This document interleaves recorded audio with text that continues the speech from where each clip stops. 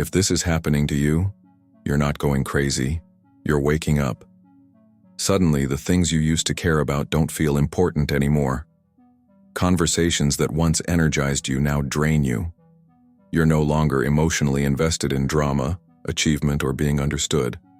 It's not depression, it's not detachment. It's something far deeper and much more powerful. You've begun to feel like the observer of your life rather than the main character. And while that sensation may seem disorienting, even lonely at times, it's actually the first sign that your quantum consciousness is activating. It starts subtly. Maybe you're walking through your day and feel a strange sense of separation, as if you're watching yourself in a dream. You hear your thoughts, but they no longer sound like truth. They sound like programming. You feel emotions rise, but instead of being swept away, you watch them pass like weather. You realize your identity, your name, your history, your roles, are not you, but garments you've worn out of habit. And for the first time, you feel a pull to remove them. This isn't spiritual bypassing, it's not escapism, it's a shift in frequency. The beginning of a radical inner recalibration that happens when your awareness outgrows the cage of conditioning. Your consciousness, the real you, starts to detach from form, and in that detachment, something ancient and intuitive begins to stir. You don't feel like the same person anymore because you're not. You're experiencing what mystics have called awakening, and what quantum physicist Amit Goswami calls the moment when you realize that consciousness is not in the body is in consciousness. In that realization, reality begins to bend. You question things you once accepted without thought. You wonder whether your choices have ever really been yours. You begin to feel as though you're navigating two worlds, the one you've been conditioned to believe is real, and the one you're now starting to sense, a world built not from matter, but from mind. You might experience moments of intense synchronicity, moments where thoughts manifest faster than usual, or where time feels off. These are not accidents. They're signals that your field is becoming more sensitive and more active. But here's where it gets confusing. Nothing outside you may look different yet. Your job is the same. Your relationships, your environment, your routines, they haven't shifted, and yet you have. And because the external world still reflects the old frequency, you might begin to doubt what you're feeling inside. This is the threshold, the void, the in-between, where your old self is fading, but your new consciousness hasn't fully anchored. It's tempting to turn back, to reattach, to pretend you didn't see through the illusion, but you can't. Because once you start waking up, you can't unsee, you can't unknow. The veil doesn't reseal. This phase, where nothing makes sense but everything feels aligned, is sacred. It's where your quantum consciousness begins its emergence, not through books or teachings, but through direct experience, through the undoing of who you thought you were, through the discomfort of not knowing what comes next and the deeper peace of no longer needing to. You're beginning to realize that your mind is not here to survive reality. It's here to shape it. And that knowing changes everything. What if everything you've been taught about reality is backwards?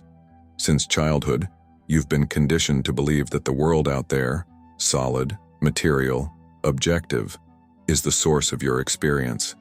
That consciousness is just a byproduct of brain activity. That mind comes after matter. But what if that's not true? What if it's never been true? According to the traditional scientific model, the universe began with particles, energy, space, time, and somewhere along the way, consciousness mysteriously emerged. But this model hits a wall when it tries to explain observation, creativity, intuition, or the very act of choosing. It cannot account for the inner life, the part of you that feels, witnesses, and intends. And this is exactly where quantum physics begins to crack open the illusion. In the quantum world, nothing is fixed until it is observed. Particles don't exist as things. They exist as probabilities, as waves of potential. It's not until a conscious observer steps in that the wave collapses into a particle, into matter, into reality. This is not metaphysics, it's physics. and it breaks the materialist paradigm at its root. This is where thinkers like Amit Goswami go further. He doesn't just say consciousness affects reality. He says consciousness is primary, that everything begins in awareness. The material world is not the cause of your mind. Your mind is the field from which the material world arises. You are not inside a body moving through space. Your body, your brain, your entire timeline is inside you, inside your field of consciousness. Let that land. This means you are not a thing observing other things. You are the field observing itself. You are the canvas and the painter, the dreamer and the dream. And when this shift happens, when you realize your consciousness is not confined to neurons or a skull, something profound begins to unfold. The rules of cause and effect soften, time stretches, synchronicity increases, and you begin to sense that life is not happening to you, but through you. This changes how you approach everything. Decisions no longer feel like linear logic. They feel like resonance, like alignment. You don't just think anymore, you perceive. You feel into possibilities. And in doing so, you begin to collapse timelines, not reactively but intentionally. You become the observer that chooses, and that choice shapes the field. But here's the paradox. The more awake you become, the less your mind can grasp what's happening. Because quantum consciousness isn't something the mind understands. It's something the self experiences. It's not a theory. It's a state, a frequency, a return to the original position of being, not behind your eyes but behind existence itself. This is the awakening, and it's why, as your quantum consciousness activates, the world may look the same, but feel profoundly different. You see people acting out old programs, but you're no longer inside the script. You hear conversations filled with fear and ego, but your nervous system doesn't take the bait. You're unplugging, not in rebellion, but in remembrance. You're remembering that you are not the result of creation. You are the creator becoming aware of itself.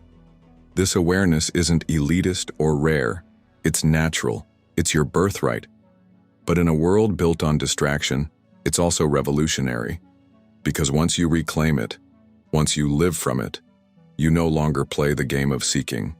You realize you were never incomplete, never broken, only unaware of your own infinite role in the quantum dance of creation. There comes a moment in every awakening where the scaffolding of your identity starts to collapse. Not because you're broken, but because the version of you that was built to survive is no longer needed. It's confusing, painful, even terrifying at times. Because the structures you once clung to, your name, your roles, your beliefs, start to feel hollow, artificial. And for the first time, you see that much of what you called you was never really you. This is not the end. This is the unraveling. And it's essential, because you can't awaken quantum consciousness while clinging to a mechanical identity. The two vibrate at incompatible frequencies. One is rigid, reactive, built from programming and survival. The other is fluid, expansive, attuned to presence and infinite choice. To enter one, the other must dissolve. At first, the ego doesn't like this. It panics, it fights, it whispers old stories. You're losing control. You don't know who you are anymore. Something's wrong with you. But nothing is wrong. What's happening is that your awareness, your true self, is stepping out from behind the mask. And the mask knows its time is limited. The ego is not evil. It's just outdated. It was designed to protect you in a world that told you who to be. It gathered data from your parents, culture, religion, trauma, and built an identity that could navigate that map. But as your consciousness expands, the map no longer matches the terrain. You see through the rules, the conditioning, the manipulations, and you begin to question not just your thoughts, but the thinker itself. This is the dissolution of the programmed self, and it's sacred. You start noticing thought patterns that no longer resonate, beliefs you never chose, reactions that feel foreign. It's like walking through a house you've lived in for years and suddenly realizing none of the furniture is yours. This is why awakening often feels like grief.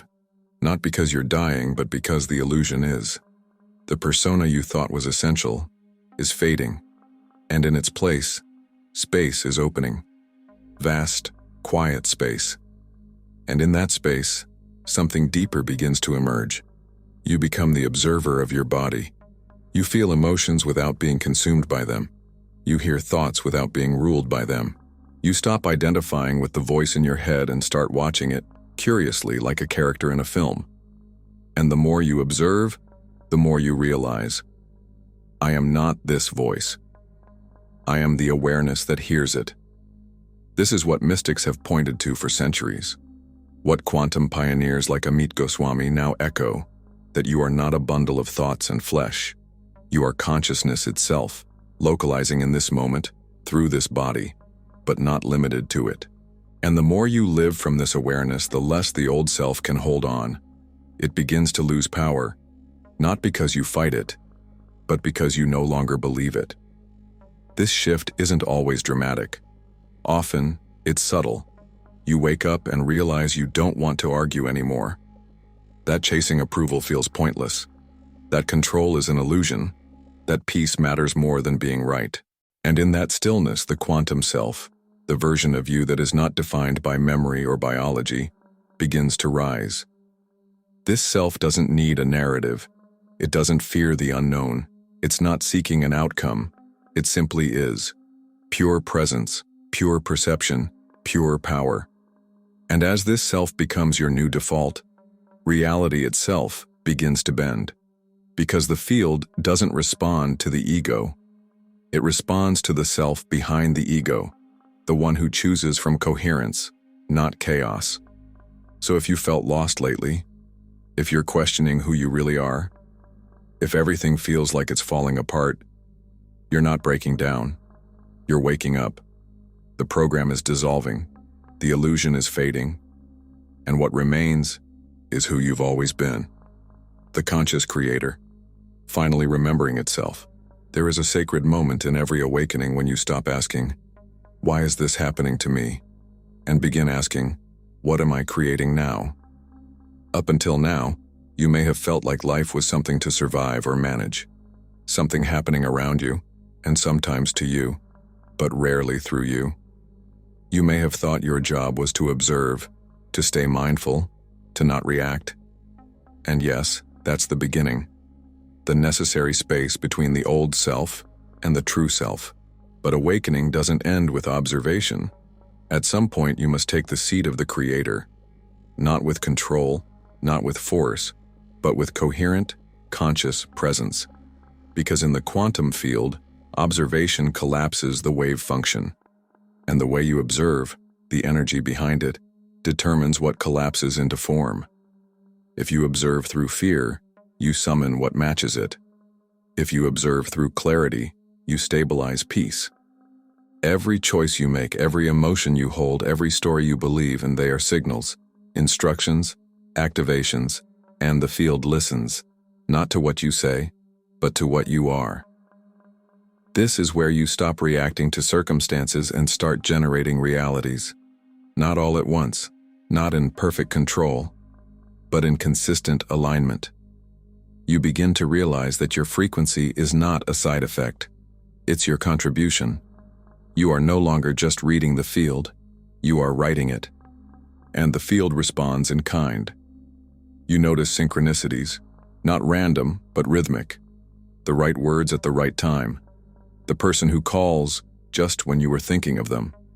Ideas that seem to come from nowhere. Time stretching or collapsing in strange ways. Life begins to move with you because you've stopped resisting it. You're no longer trying to bend reality into your preferences. You've become available to something deeper, to the version of reality that already matches who you truly are. And it's in this space that the real quantum shift happens. When you realize that the external world is not something to chase, it's something to mirror. That the field reflects not your intentions but your identity. You don't attract what you want. You attract what you are coherent with. So who are you being? In this moment, not yesterday, not after your next healing session, not when you finally figure everything out. Right now, what are you vibrating as? Are you still living as the memory of your past, or as the signal of your future? Because you cannot collapse a new timeline from an old state of being. You can't generate abundance from lack, clarity from confusion, love from fear. The field doesn't respond to effort. It responds to frequency. And the moment you align your inner world with your chosen reality, without evidence, without certainty, without needing validation, the shift begins. And that's the moment you realize the observer was always the creator. Now, if this speaks to where you are, if you're no longer just watching your life but ready to shape it, let it echo in the field by commenting, "I'm not just a mind, I am the field." Because when you declare who you are from a place of knowing, the universe doesn't just hear it, it reorganizes itself around it. What does it actually look like to live from quantum consciousness? Not just during meditation, not just when you're feeling aligned or inspired, but in the messy, ordinary, sometimes overwhelming moments of everyday life. This is the ultimate integration, when the insights you've received become your automatic state of being. When your identity is no longer a mask you remember to wear, but a frequency you naturally embody. You begin to notice that your reactions have slowed down, not because you're forcing calm, but because the trigger simply doesn't land anymore. Someone cuts you off in traffic, and you breathe. An old wound gets touched, and you observe, not collapse. You don't suppress emotion. You just stop being run by it, because you're no longer reacting from the self that was programmed to survive. You're responding from the self that remembers, I am not the moment. I am the field witnessing the moment. And this shift begins to affect everything. Conversations deepen because you're no longer speaking to defend or impress. You're listening through presence. Relationships evolve because you stop expecting others to fill a void you've already met within yourself. Even your work starts to transform. Tasks that used to feel heavy now flow with new clarity because you're moving from alignment, not obligation. You stop pushing, you start pulling, you stop proving, you start radiating. From the outside, it might look like you're doing the same things, but inside, everything has changed. Because your point of reference is no longer external, it's vibrational, it's internal, it's the self, stabilized in awareness. And with that stability, your choices become more refined. You stop asking, is this the right decision?